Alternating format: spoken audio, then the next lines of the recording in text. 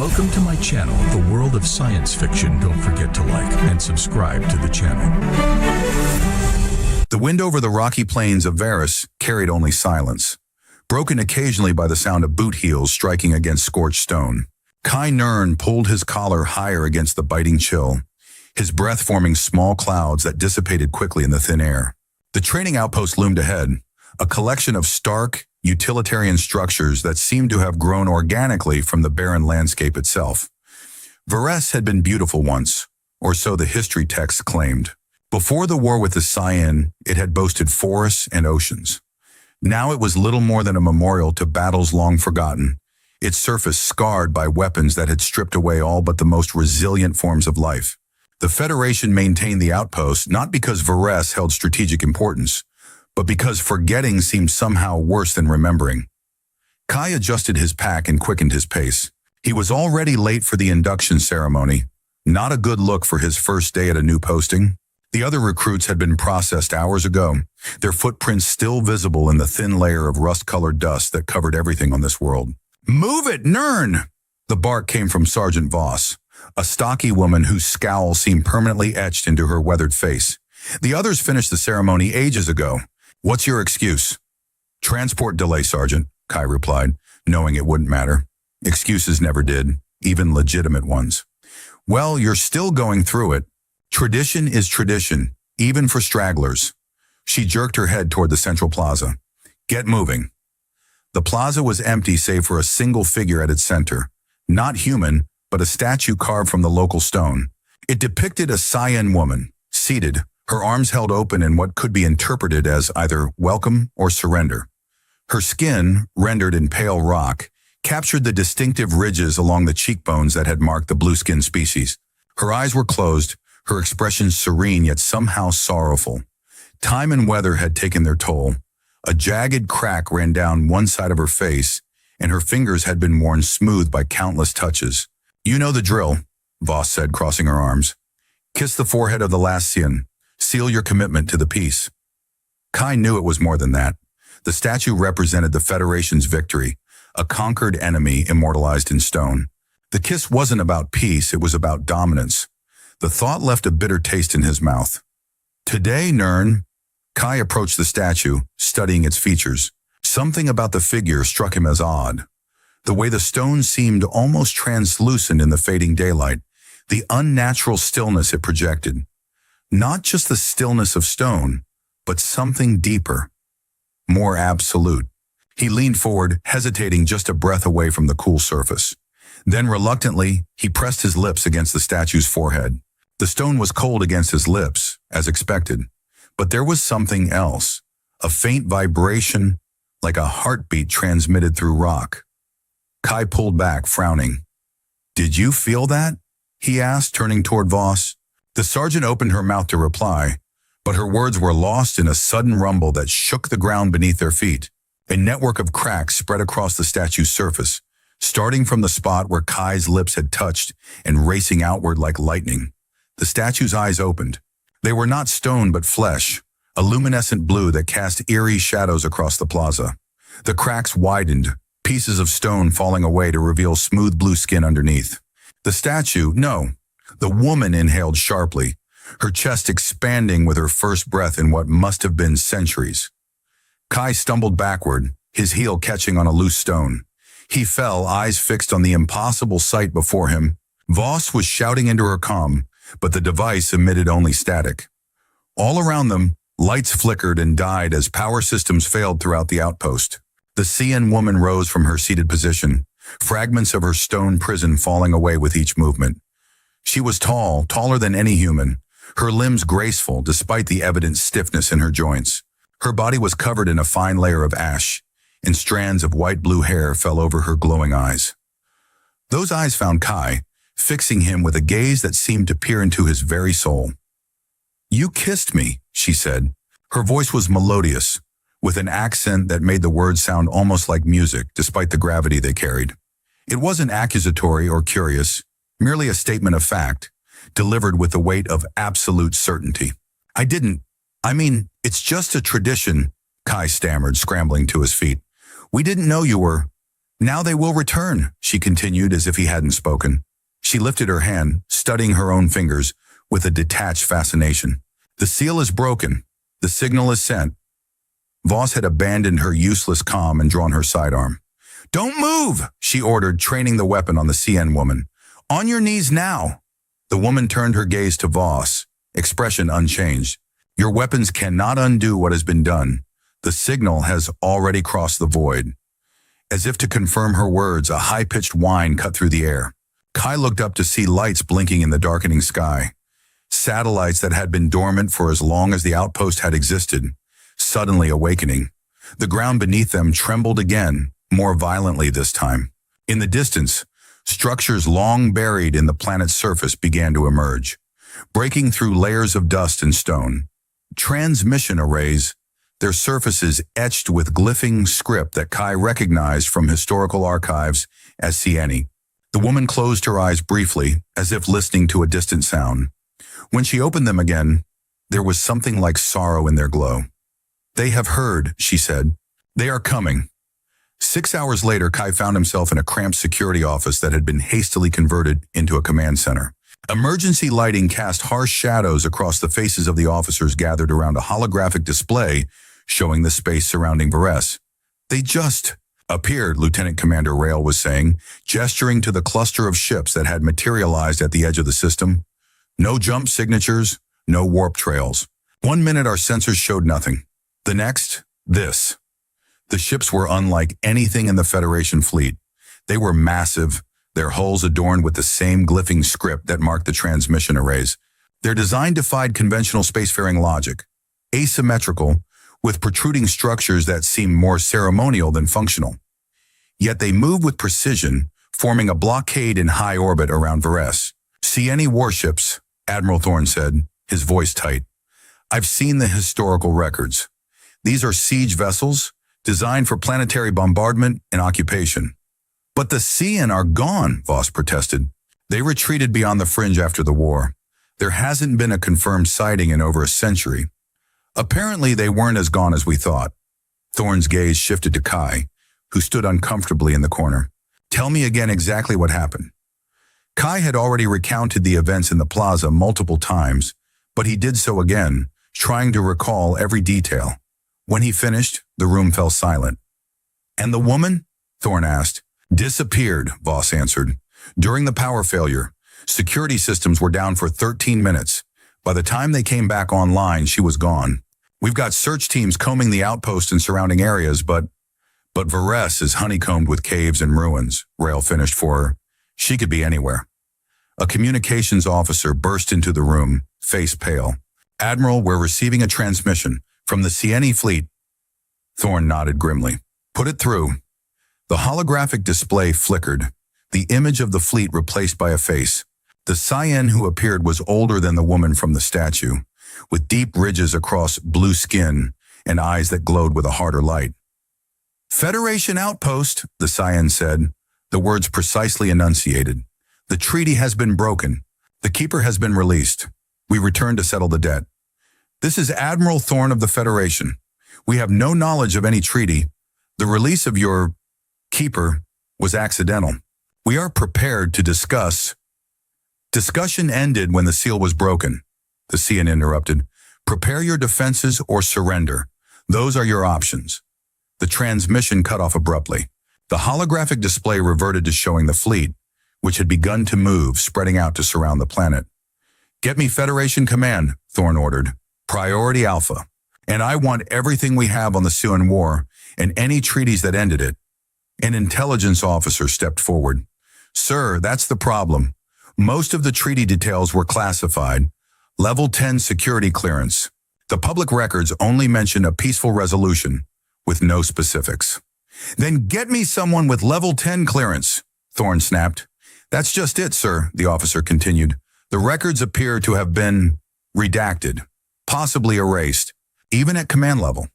The implications hung in the air like a physical presence. Someone had wanted the details of the treaty forgotten, buried so deeply that not even the highest levels of government could access them. So we're facing an enemy that's responding to a treaty violation we know nothing about, Rail summarized grimly. I need to find her, Kai said suddenly. All eyes turned to him. The woman from the statue, he clarified. She called herself the Keeper. She knows what's happening. She might know how to stop it.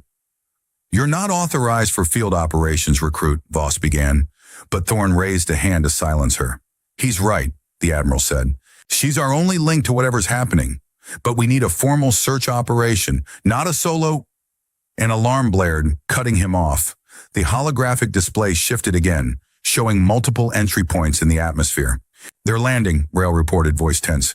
Drop ships, at least 30 of them, dispersing across the planet. Thorne's expression hardened. Battle stations, all personnel to defensive positions. Get the civilians to the shelters. As the room erupted into activity, Kai slipped out the door. No one noticed his departure amid the chaos, exactly as he'd intended. He had a feeling that formal search operations wouldn't find the Keeper, but he might. After all, she'd looked at him when she awoke. Not at Voss, not at the outpost, but at him. There was a connection there, whether he understood it or not. And right now, that connection might be Varessa's only hope. Kai moved through the outpost with practiced stealth, avoiding the personnel rushing to their stations. His years of border patrol before joining the main Federation forces had taught him the value of going unnoticed. He made his way to the equipment locker, gathering what he needed. A survival pack, rations, a handheld scanner, and a pulse rifle. He hesitated before taking the weapon, then decided that facing whatever was coming unarmed would be foolish. The night air bit at his skin as he slipped out through a maintenance exit. The outpost was on high alert, but all attention was focused upward, toward the incoming CNE ships. No one was watching for a single recruit heading into the wasteland. Varus's landscape was treacherous even in daylight. In darkness, it was a maze of hidden crevasses and unstable ground. Kai activated his scanner, setting it to detect life signs. It was a long shot. The device was calibrated for human biology, but it was all he had. For hours, he tracked through the rocky terrain, following faint energy signatures that might have been the Keeper or might simply have been remnants of the ancient war that had scarred this world. Twice he had to take cover as CNE dropships passed overhead, their engines emitting a distinctive harmonic whine, unlike Federation vessels. Dawn found him at the edge of what had once been a CNE settlement, now little more than foundations half buried in dust. The rising sun cast long shadows across the ruins, creating illusions of movement that kept Kai constantly on edge. His scanner beeped, a life sign, stronger than the ambient readings. Not human, but not registering as local fauna either. It was coming from the center of the ruins. Kai moved cautiously, rifle ready. The ruins seemed to shift around him, perspectives changing with each step, as if the very geometry of the place defied human perception. It was disorienting, and more than once he found himself turning in circles, unsure of his direction. "You won't find your way using that," a voice said from behind him. Kai spun, rifle raised, to find the Keeper standing atop a broken wall. She had shed the last remnants of her stone prison, and now wore what appeared to be garments fashioned from the environment itself. Fibers woven from the tough grasses that somehow survived in Varessa's harsh climate. The paths here were designed to confuse those who don't understand CNE architecture, she continued, stepping down with fluid grace. The scanner only makes it worse. Kai lowered his weapon slightly, but kept it ready. "I need answers." "You've brought a question with metal teeth," she observed, eyeing the rifle. "Is that how your people typically seek knowledge?" Embarrassed despite himself, Kai slung the rifle over his shoulder. "The CNE fleet is in orbit. They're landing troops. They say we've broken a treaty our own records don't even mention. I need to know what's happening." The Keeper's luminescent eyes studied him with unnerving intensity. "Why did you come alone? Why not bring soldiers? Would you have spoken to me if I had?" A faint smile touched her lips. "No, that's why." She gestured for him to follow, leading him deeper into the ruins. They came to a structure that had remained largely intact, a dome-shaped building half buried in the hillside. Inside, the air was cooler, and strange patterns etched into the walls emitted a soft, pulsing light. "My name is Sealana," she said, settling cross-legged on the floor. "Though your people never recorded it, to them I was simply the last CN, a convenient symbol." "The statue," Kai said. "You were inside it." "How?" "Not inside. I was the statue." She traced a pattern on the floor with one long finger. The containment system used my own biological material as its base, converting living tissue to stone while maintaining consciousness. A living death, you might call it. Kai felt sick at the implications. You were conscious? The whole time? In a manner of speaking, time passes differently in that state. I was aware, but not as you understand awareness. I perceived centuries as moments, punctuated by the touch of those who came to mock what they thought was merely a monument. Her gaze flickered to him. Until your kiss broke the seal. I didn't know, Kai said, the words feeling hopelessly inadequate. Of course you didn't. That was the point. The knowledge was erased, the truth buried. Ceylana stood in a single fluid motion. But the Cyan remember. We always remember. Remember what? What treaty? Why were you imprisoned like that? Not imprisoned, sacrificed. She moved to one of the walls, placing her palm against a particular pattern. The etching glowed brighter in response. The war between our peoples was destroying both sides. Your weapons were cruder, but more numerous. Ours were elegant, but required resources that were growing scarce. Neither side could win. Neither would surrender. The wall before her seemed to liquefy, the solid material flowing aside to reveal a hidden compartment. From it, she withdrew a crystalline object shaped like a teardrop. So a bargain was struck, she continued. The CN would withdraw beyond your territories. A single representative, me, would remain, bound into a form that would serve as both hostage and monitor. Through me, my people would know if the Federation honored its part of the treaty, which was to leave certain worlds untouched, worlds that held significance to my people, sacred sites, ancient homes. Her expression darkened. Worlds your Federation claimed were uninhabited, but knew were not. And my kiss was the signal that the treaty was void, that your people had decided to resume hostilities. She held up the crystal, which began to glow with an inner light. My awakening transmitted a message across the void to my people. They believe your Federation intentionally broke the seal. But it wasn't intentional, Kai protested. It was just a tradition, a ceremony. We didn't know what it meant. Ignorance born of deliberate forgetting is still a choice, Ceylana replied, though her tone held more sorrow than accusation. Your leaders buried the truth so deeply that even they forgot what was hidden. Now they reap the consequences. The crystal in her hand pulsed, projecting images into the air between them. Sieni ships deploying not just to Varus, but to dozens of worlds throughout Federation space. Not bombarding population centers, but securing specific locations. Ancient ruins, seemingly empty territories, sites that had once held significance to the CN. They will reclaim what was promised to remain untouched, Ceylana said, and they will not stop until they have it all. Or until we stop them, Kai said. The Federation won't surrender its territories without a fight.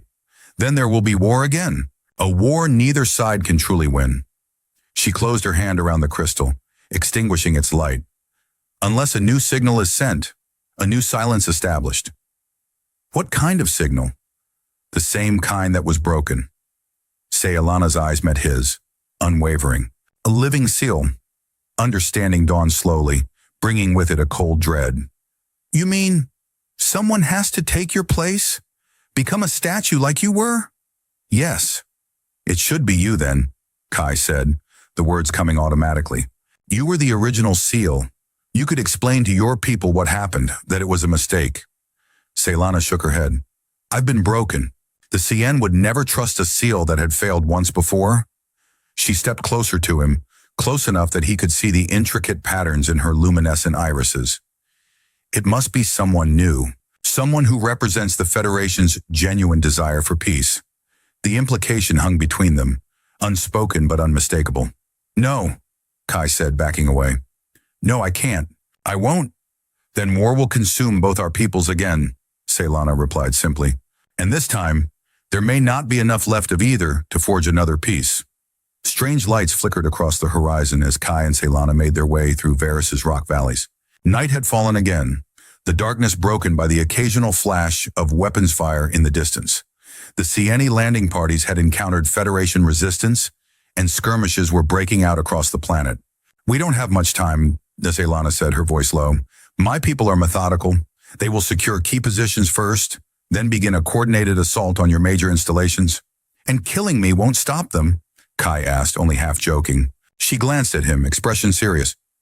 If that would prevent war, I would have done it already. Comforting. I don't offer comfort, Kai Nern. Only truth. They had been traveling for hours, heading toward what Ceylana called the Echo Basin, a natural amphitheater where, she claimed, the original treaty had been signed. Kai's feet were blistered, his muscles aching, but he pressed on. The alternative was returning to the outpost and watching helplessly as the conflict escalated. They were crossing a narrow ridge when the first tremor hit, not the gentle vibrations they'd felt before, but a violent shudder that sent cracks racing across the ground beneath their feet. Run! Ceylana shouted, grabbing Kai's arm and pulling him forward. They sprinted along the ridge as the stone began to crumble behind them. A deafening roar filled the air, the sound of the planet itself tearing apart. The tremor intensified, knocking Kai off his feet. He tumbled dangerously close to the edge, scrabbling for purchase on the disintegrating rock. Ceylana turned back, reaching for him despite the danger. Take my hand! The ground between them split open, a fissure appearing with frightening speed. Superheated gas erupted from the newly formed vent, obscuring Kai's vision. Through the haze, he could see Ceylana hesitate, then leap across the widening gap. She landed hard, her foot slipping on the unstable surface. For a heart-stopping moment, she teetered on the edge of the precipice, arms windmilling for balance. Then she steadied herself and lunged forward, grabbing Kai's wrist in a grip that was surprisingly strong. Move! She ordered, hauling him upright. Together they raced along what remained of the ridge, the destruction pursuing them like a living thing.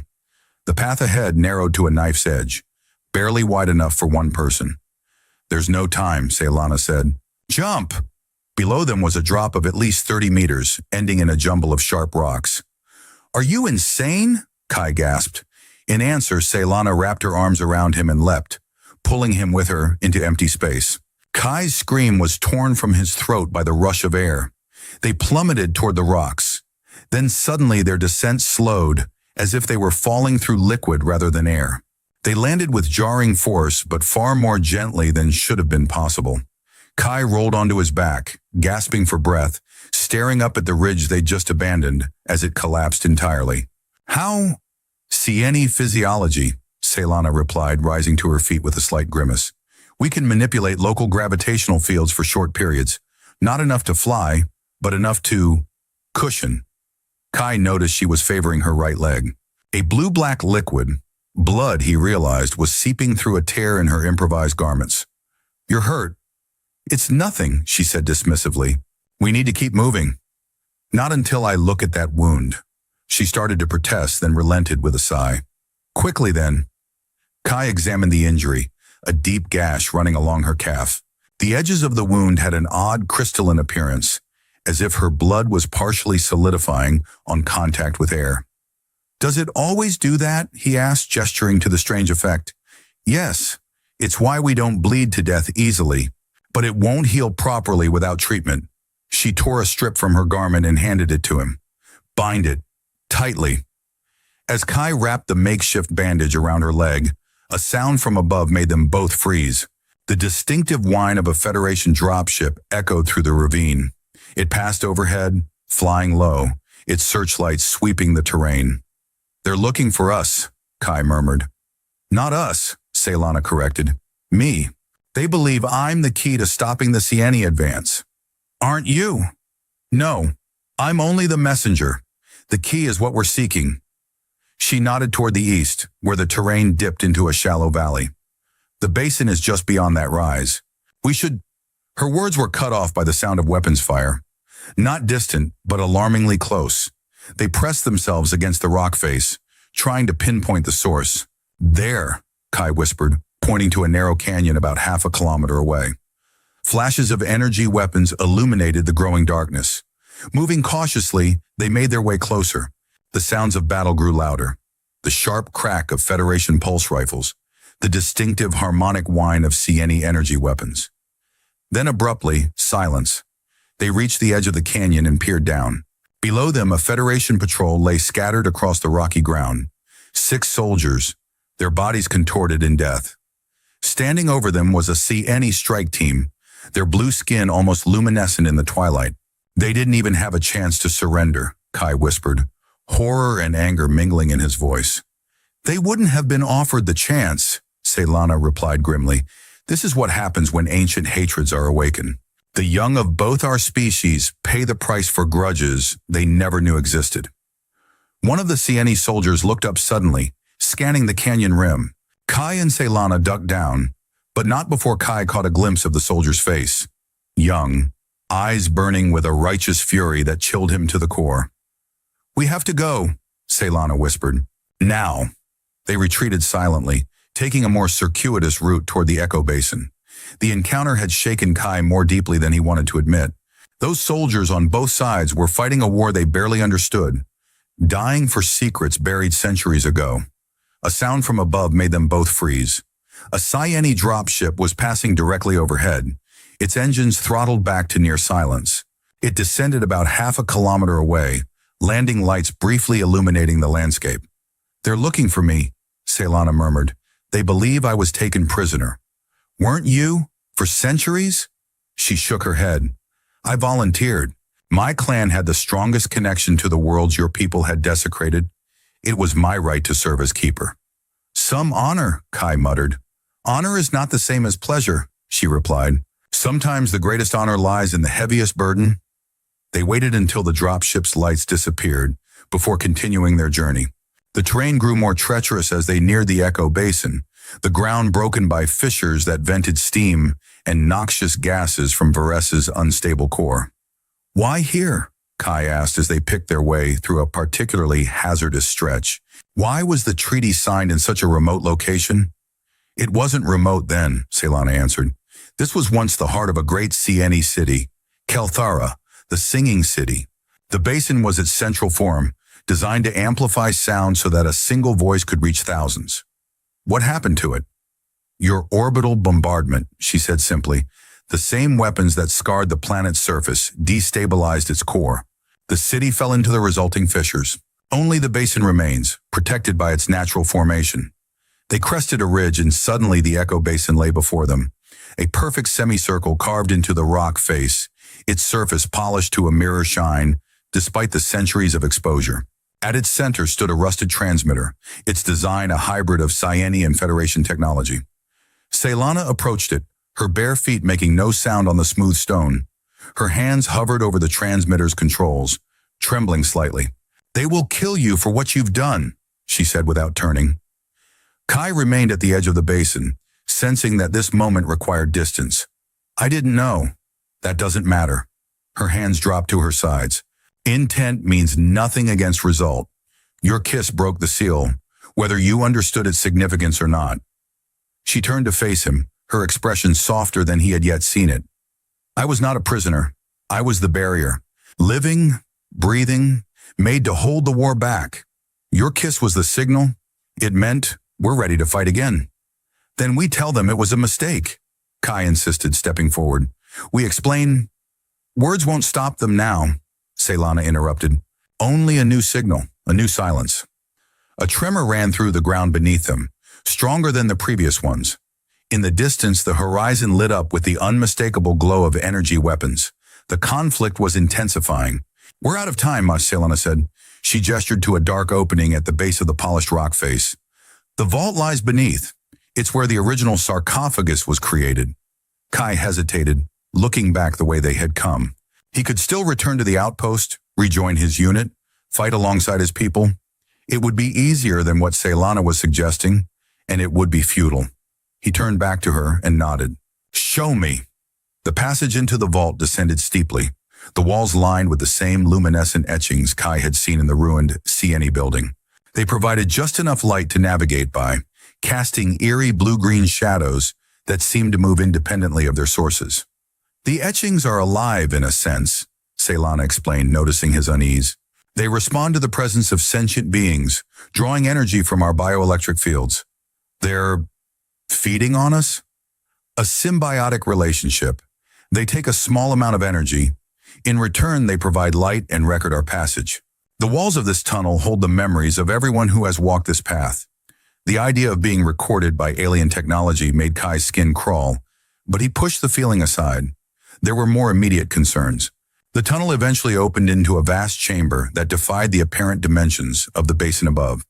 Its ceiling soared hundreds of meters overhead, supported by columns that seemed too delicate for their burden. At the center of the chamber stood a single object, a sarcophagus-shaped container, its surface covered in intricate patterns that shifted and flowed like liquid. "It was never just stone," Ceylana said, approaching the sarcophagus with reverence. "It's a containment system, a living technology that converts biological material into a static form while preserving consciousness." As they moved deeper into the chamber, Kai noticed something in the shadows, another sarcophagus-like structure. But this one was cracked and broken, its surface dull and lifeless. Dark stains marked the stone around it. "What's that?" he asked, moving toward it. Ceylana's hand on his arm stopped him. "We've tried before," she said, her voice hollow. "There was another." He didn't endure. His scream was heard in space. Kai felt a chill run through him. "Another human?" "No, one of my own people." She approached the broken sarcophagus, running her fingers along its fractured edge. "After the first treaty began to fray, when your people started exploring the forbidden worlds, we attempted to create a second seal, a reinforcement. What happened?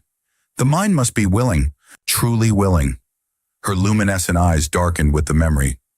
Tevrin was a warrior, chosen for his strength. He believed he was prepared for the sacrifice, but in the final moment, his resolve faltered. Fear took hold. And the system rejected him, violently. Ceylana gestured to the stains. The conversion process had already begun. When his mind fought against it, the containment failed. His body shattered. The psychic backlash was felt by every Cian within 50 light years.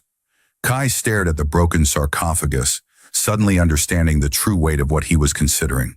"You're asking me to do something that one of your own people, a warrior, couldn't handle. I'm asking you to do something that requires more than a warrior's strength," Ceylana corrected gently.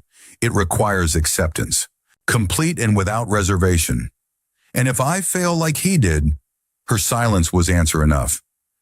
"And it requires a living mind," Kai finally said, understanding at last. "Your mind. Until now.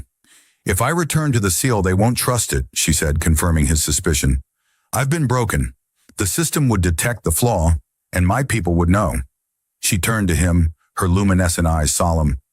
"It has to be someone new, someone untainted by previous failure."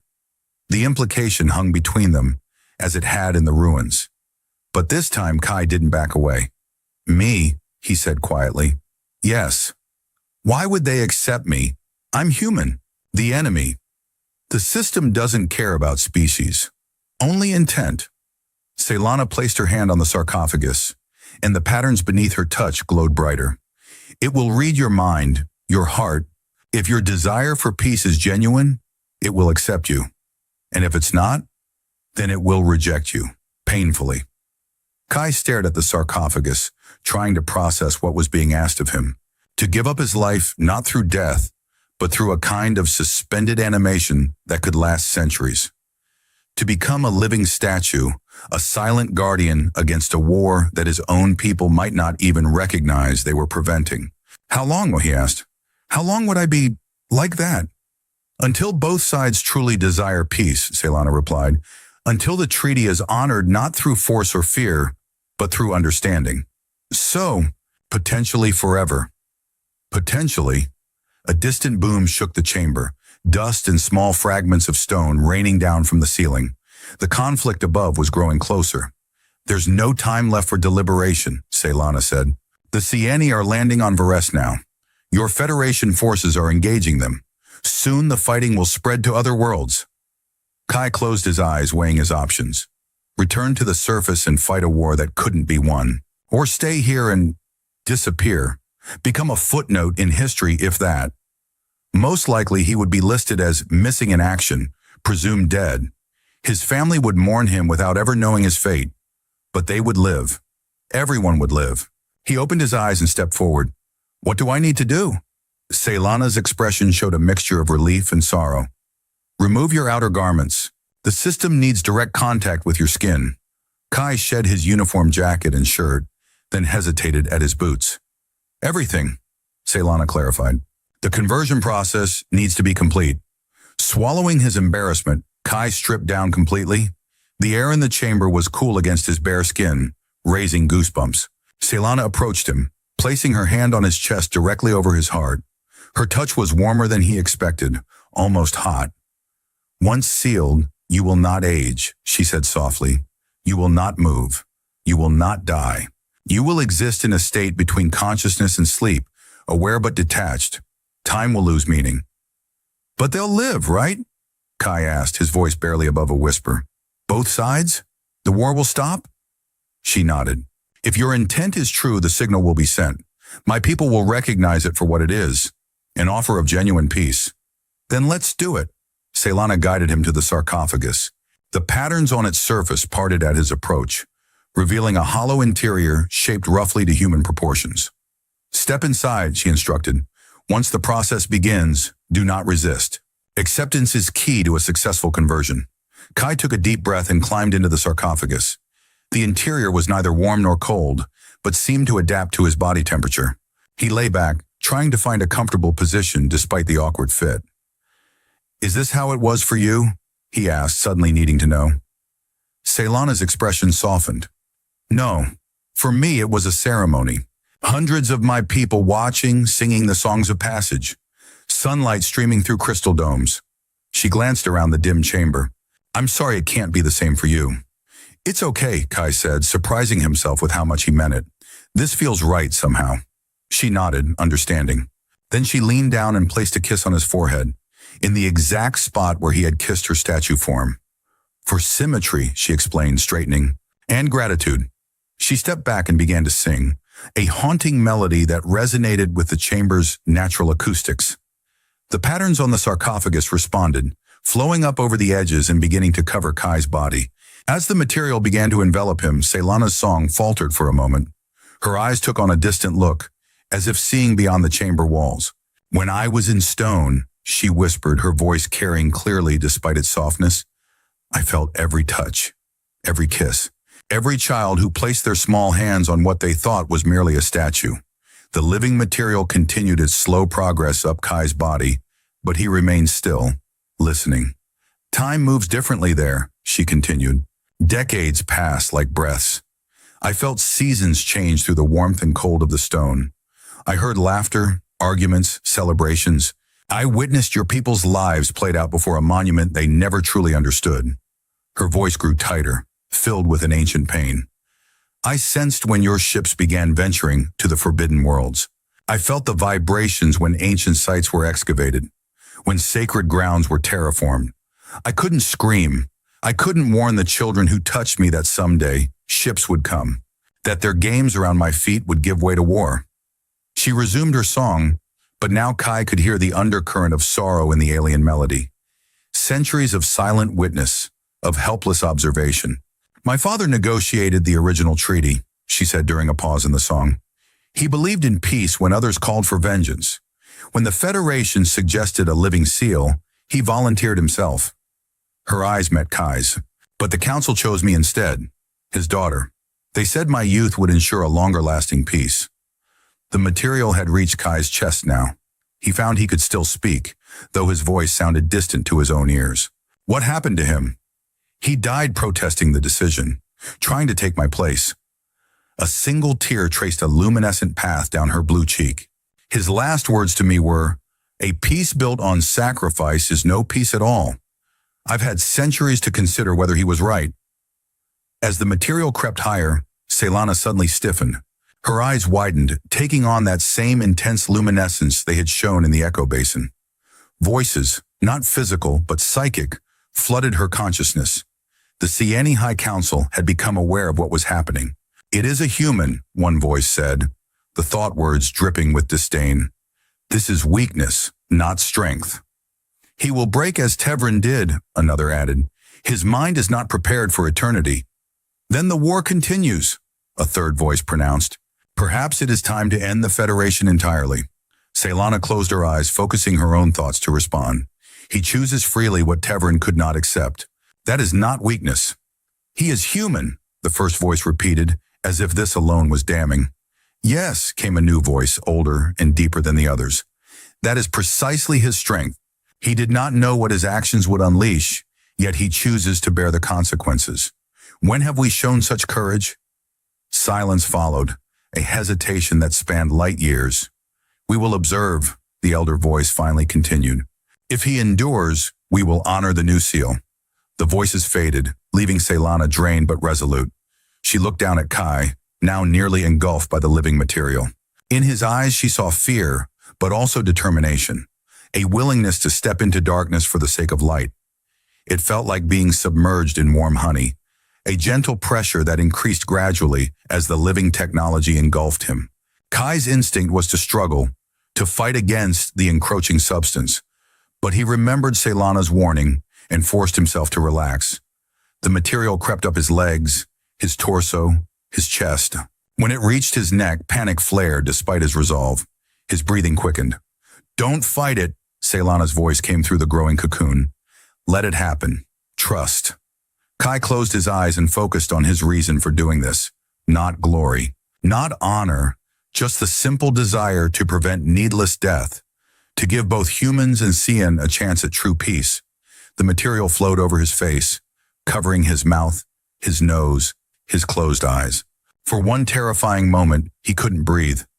Then the sensation of needing to breathe simply faded. His heartbeat slowed, his muscles relaxed completely. The last thing he heard was Ceylana's voice, singing him into his new existence. Then silence enveloped him. Not the absence of sound, but a deeper quiet that seemed to extend to the very core of his being. Kai Nern became still. 10 years passed on Varus. The scarred landscape began to heal as native vegetation, dormant for centuries, gradually reclaimed the rocky plains. The ruins of the Sci-Fi settlements were carefully excavated rather than destroyed, their secrets studied by joint teams of human and Sci-Fi scholars. The training outpost transformed into a research center, dedicated to understanding the shared history of the two species. At the center of what had once been the outpost's central plaza, a new monument stood, a human male, eyes closed, hand outstretched in a gesture of peace or offering. Unlike the original statue of Ceylana, this one was openly acknowledged as a living being in suspended animation. No one was allowed to touch it. No one was allowed to forget what it represented. A simple plaque at the base of the statue read, "He didn't stop the war with a weapon. He stopped it by standing still." On Earth, in the quiet suburb of New Alexandria, a middle-aged woman sat at her kitchen table, staring at the official notification that had arrived that morning. The holographic Federation insignia rotated slowly above the tablet's surface, casting blue light across her tired face. "Kai Nern," she read aloud, her voice steady despite the pain in her eyes. "Status update, missing in action. Presumed deceased." Across from her, a younger man paced the length of the kitchen, his movements sharp with anger. The family resemblance was unmistakable. The same dark eyes, the same strong jawline. Thomas Nern, Kai's brother, had taken emergency leave from his own Federation posting when the news arrived. "It's been 10 years, Mother," he said. 10 years of investigating. And this is all they give us? Presumed deceased? No explanation, no body, nothing? "They say there was fighting on Varus," she replied, scanning the document again. "Many were lost, but not Kai." Thomas stopped pacing, his hands clenched at his sides. He was too smart for that, too careful. "The report says he went missing before the main conflict even began. Sergeant Voss reported him absent from his post shortly after the induction ceremony." Tomas made a dismissive sound. "So they're calling him a deserter? Kai? He wouldn't run from a fight." "The report doesn't say that. It just says—" "I know what it says." Tomas slammed his fist on the table, making the tablet jump. "It says nothing, just like every report for the past decade. Investigation ongoing. Status unchanged. They're hiding something, Mother. Something about what happened on Varus." She reached across the table, taking her son's hand. "Thomas, we have to accept. I'm going to find out what really happened." He pulled away, moving to the window that overlooked their small garden. "I've requested a transfer to the diplomatic corps. The new Joint Human Cieni Council is looking for military liaisons." "Tomas, no. It's my best chance to get access to Varus," he interrupted, "to find out what they're not telling us about Kai." His mother rose, her face suddenly stern. And what if what you find isn't what you want to hear? What if Kai did desert, or worse? Kai wasn't a coward, Thomas insisted. He didn't just disappear. He did something. Something they don't want us to know about. She sighed, her shoulders sagging with the weight of a decade of uncertainty. Whatever he did, whatever happened, it won't bring him back to us. I don't need him back, Thomas said, his voice softening. I just need the truth. He deserves that much. Outside their window, a Federation news broadcast played on the neighborhood's public screen. The sound was muted, but the images were clear. Human and Cyeni diplomats shaking hands, signing accords, celebrating a peace that had seemed impossible just a decade earlier. Beneath the images, a scrolling headline announced the opening of a new memorial on Varese, dedicated to those lost in what was now being called the final conflict. Neither of them noticed the brief image of a statue that flashed across the screen, a human male with his hand outstretched in eternal offering. Selena visited often, though few recognized her for what she was. To most, she was simply another Cyeni diplomat, one of many who now worked alongside humans to rebuild what centuries of conflict had destroyed. She would stand before the statue for hours, sometimes singing softly in her native tongue. If anyone had been able to translate those songs, they would have heard stories, tales of the worlds beyond the Federation's borders, where the Cyan had rebuilt their civilization, accounts of the ongoing negotiations between the species, descriptions of the changes taking place throughout known space. She told Kai everything, believing that on some level, he could hear her.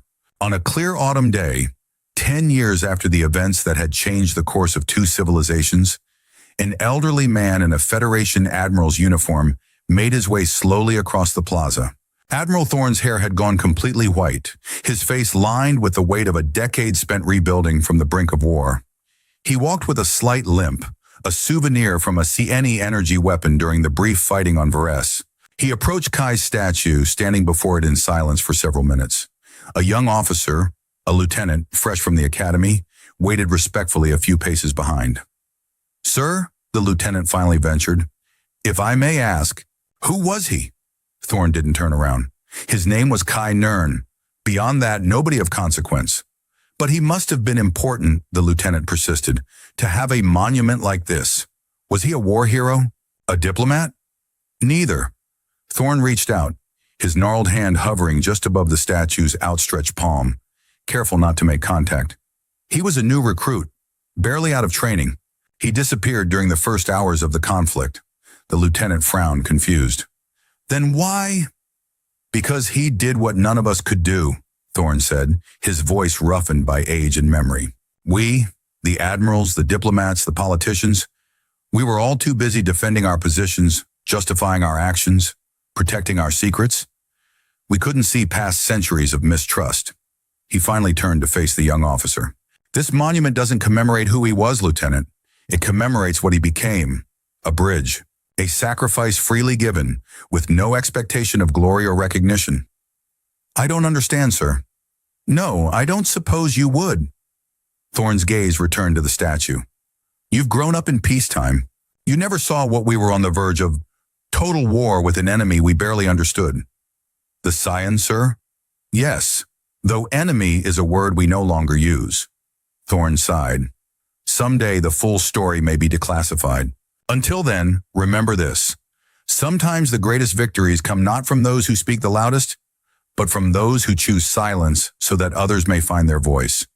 The lieutenant saluted crisply, though uncertainty still showed in his eyes. Yes, sir. Go on ahead, Thorne said, waving him away. I'd like a moment alone. When the young officer was out of earshot, Thorne leaned closer to the statue. 10 years, he murmured. The Joint Council is formalizing the last of the treaties next month. Permanent peace, they're calling it. I don't know if you can hear me in there, son, but it worked. Whatever you did, it worked. He straightened, adjusting his uniform. Your brother's been asking questions. Smart kid. Determined. Reminds me of you. He's getting close to the truth. I'm not sure whether to help him or hinder him. A tired smile crossed his face. I suppose that's a problem for another day. As the Admiral walked away, a slender Cyeni figure emerged from the shadows on the far side of the plaza. Selena watched him go, then approached the statue herself. She placed a hand gently against his cheek. the only person allowed such direct contact. A young human child broke away from her mother, running across the plaza toward the statue. The girl's eyes were wide with curiosity, her small hand outstretched. "Ellie," the mother called, hurrying after her. "Stop right there!" The child paused just before the statue, looking up at the frozen face with innocent wonder. "Why can't I touch it?" she asked as her mother caught up and gently pulled her back. "It's not just a monument, sweetheart," the mother explained, her voice softening. "It's special. We don't touch it out of respect." The child tilted her head, studying the statue's face intently. "But Mommy, look, he's smiling." The mother glanced up, ready to correct her daughter, but the words died on her lips. For just a moment, in the golden light of the setting sun, she could have sworn she saw the statue's expression shift. A subtle curve of the lips, a softening around the eyes. "Yes," she whispered, a chill running down her spine. "I suppose he is." She led her daughter away, casting one last wondering look over her shoulder. Celana remained, a silent guardian beside the silent guardian, both of them watching over a piece that had been purchased with the currency of sacrifice. And sometimes, in the right light, observers might have noticed the statue's expression shift ever so slightly. A ghost of a smile playing across stone lips as another day of peace drew to a close.